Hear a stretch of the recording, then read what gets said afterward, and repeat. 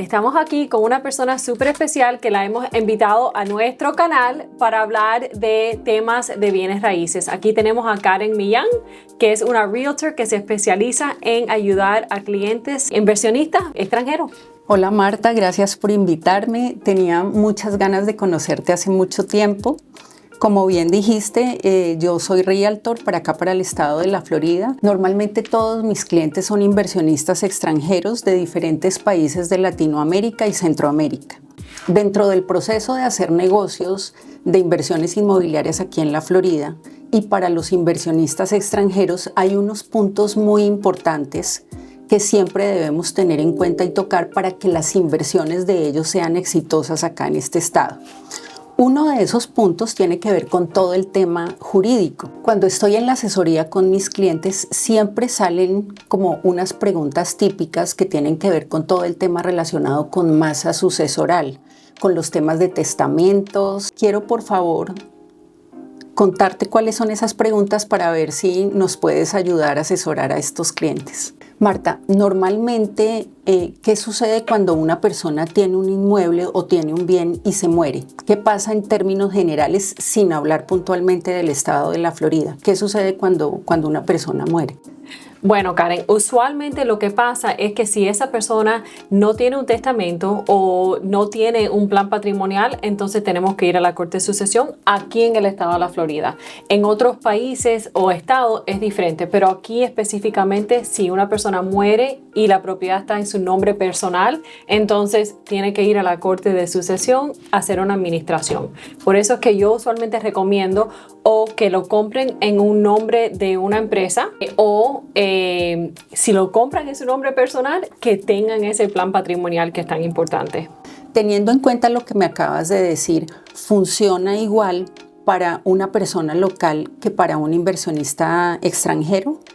Por lo típico, sí. La diferencia mayor es más en lo que son los impuestos de una persona que es un extranjero, porque están expuestos al impuesto de FIRPTA. Pero si lo hacen correctamente y trabajan con un contador que se especializa en lo que es el tema de extranjeros y FIRPTA, eso ayuda a la situación. Cuando es una persona personal, la estructura del plan patrimonial es un poco diferente de lo que es para una empresa. Con una empresa hacemos los documentos de la empresa y esos documentos dice si es un LLC, es el acuerdo operativo. Ese documento dice qué pasa si la persona fallece, quién es el heredero, quién es la persona que va a estar encargada de administrar la empresa si esa persona fallece. Marta, tú acabas de mencionar las palabras plan patrimonial. ¿Qué es un plan patrimonial? Bueno, Karen, un plan patrimonial puede significar varias cosas. Puede ser el testamento, puede ser un fideicomiso o un trust que se dice en inglés, puede ser un ladybird deed. Es algo estableciendo cómo tú quieres que tus bienes sean transferidos cuando fallezcas. Eso puede significar varias cosas. La meta mía y mi recomendación siempre es de tratar de hacer lo necesario para evitar la corte de sucesión. Un testamento solamente no evita la corte de sucesión. Tenemos que hacer un testamento y algo más. El algo más puede ser el ladybird deed, el algo más puede ser el trust. Todo depende en la meta de la persona, pero mi recomendación es tratar de evitar la corte de sucesión. Marta, tú acabas de mencionar que es muy importante tener un testamento, pero no solo el testamento, sino tener algo más como un ladybird deed o un trust. ¿Quién hace el testamento? ¿Quién hace una de estas modalidades que acabas de mencionarme? Bueno, por lo típico, eso se prepara con un abogado licenciado en el estado donde está. Yo solamente soy licenciada aquí en el estado de la Florida, si están en el estado de la Florida, yo los puedo ayudar y asesorarlos en qué es lo que tienen que hacer. Como estamos hablando, tenemos el trust, tenemos el testamento y yo mencioné que el testamento solo no es suficiente para evitar la corte de sucesión. En ese instante, yo usualmente, dependiendo de la persona y la economía de la persona, porque no es solo la meta, ¿verdad? Es mirando la economía. Hacemos un testamento con un Lady Bird Deed. ¿Y qué es un Lady Bird Deed? Eso básicamente es un traspaso de título donde yo me quedo con la propiedad por el resto de mi vida. Pero cuando yo fallezco, entonces automáticamente va a pasarse a los beneficiarios que yo he puesto en ese traspaso de título. Pero yo retengo la autonomía de poder vender, hacer lo que yo quiera hacer. Eso evita problemas para los beneficiarios en el futuro cuando la persona fallece, pero retiene la autonomía de hacer lo que quieren hacer en vida.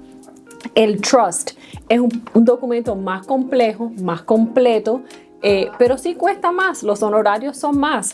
Todo depende en lo que la persona pueda hacer y la meta de la persona. Que para evitar, o no para evitar, sino para no tener que llegar a estas instancias del testamento, del Lady Bird Deed, del trust, ¿hay algo que se puede hacer dentro de todo el proceso de compra del inmueble? ¿Hay algo que se puede hacer desde el momento de la escritura?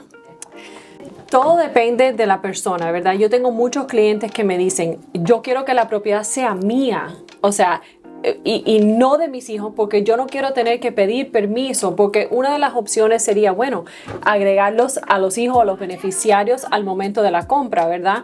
Pero muchos clientes no quieren eso y yo entiendo porque estoy de acuerdo.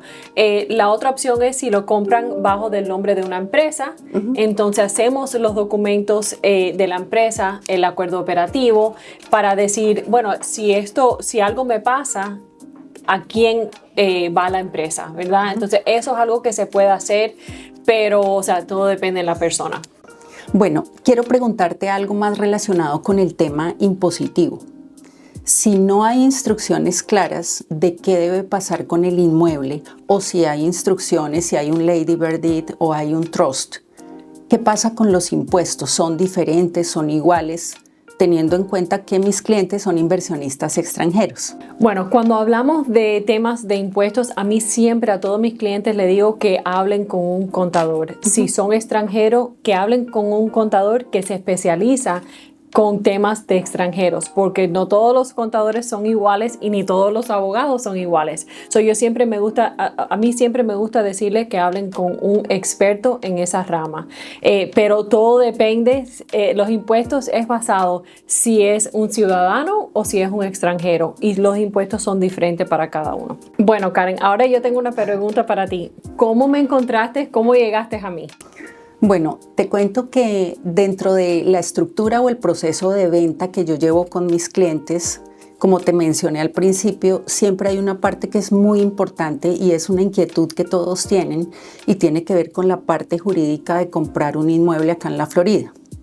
Entonces, siempre he estado en la búsqueda de un abogado que a mí me guste, un abogado que yo sienta que sabe muchísimo, que es profesional, pero que es cercano a las personas.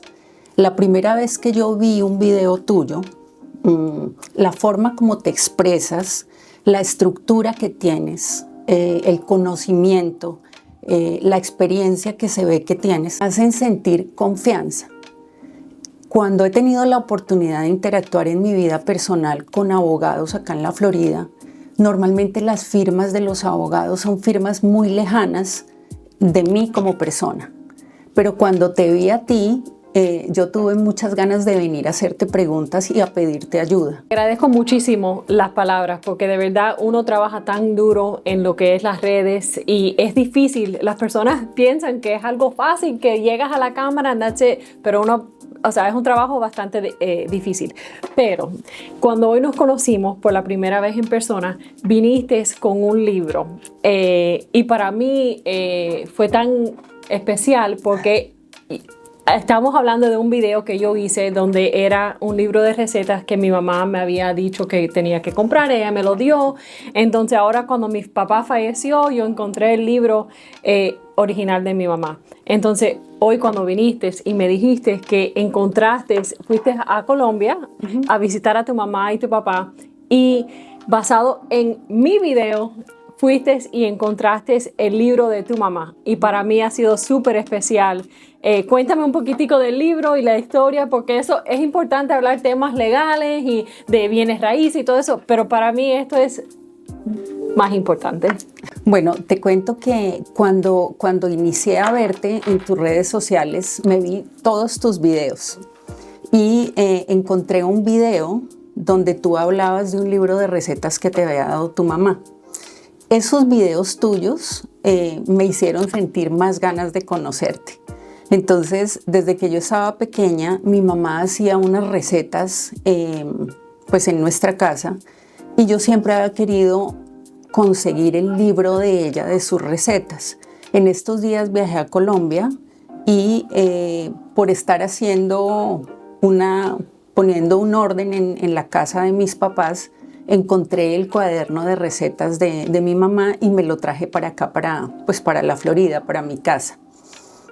Anoche, curiosamente, cuando llegué acá a Miami para poderme entrevistar contigo hoy, vi uno de tus últimos videos y en ese video me di cuenta que estabas hablando del fallecimiento de tu papá en estos días y que a raíz del fallecimiento de él habías encontrado el libro original de tu mamá. Entonces, como traje el libro de mi mamá, pues lo traje para mostrártelo y enseñártelo porque eso me hizo sentir más cercana a ti. Yo te agradezco tanto que has venido a mi oficina a entrevistarte conmigo y yo, quiero seguir colaborando contigo. Has sido una persona súper linda y te agradezco el libro que has venido y nada, nos vemos otra vez en el futuro.